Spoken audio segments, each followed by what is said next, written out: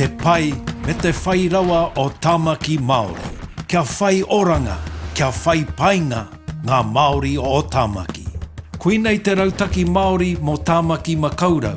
He rautaki toru te kautau, e naha i ngā uara me ngā matawara o te Māori.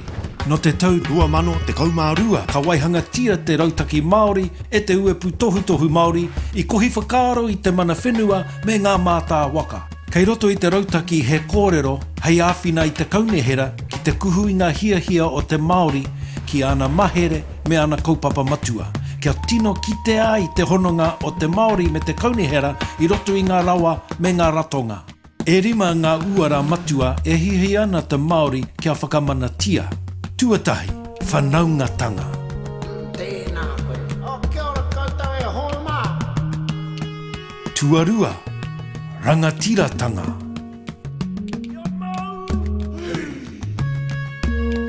Tuatoru, manakitanga. Au e tua tēnā. Tuawhā, wairuatanga.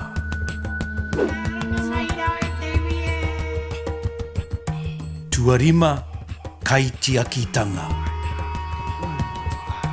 He rautaki tēnei e whakatauira ana i te huarahi whaitake hei aru mā Tāmaki Makaurau e tū mai ai he hononga pūmau i Wainganui i te Māori me te kaunihera o Tāmaki. Ā, ko ngā uri katoa o Tāmaki ka whai hua i tēnei. Hei whakarapopoto ake ko tā tēnei Rautaki Māori, he whakapakari, he whakapūmau i te hononga ki te Māori, te kaunihera o Tāmaki me ngā rōpū āwaho. Mō ngā tai pito e pāna ki te Rautaki Māori, te uepu tohu Māori rānei, whakapā mai ki tā mātou pai tukutuku. Te pai me te whai rawa o Tāmaki Māori. Te Rautaki Māori, kia whai oranga, kia whai painga ngā Māori o Tāmaki. Ti he mauri ora.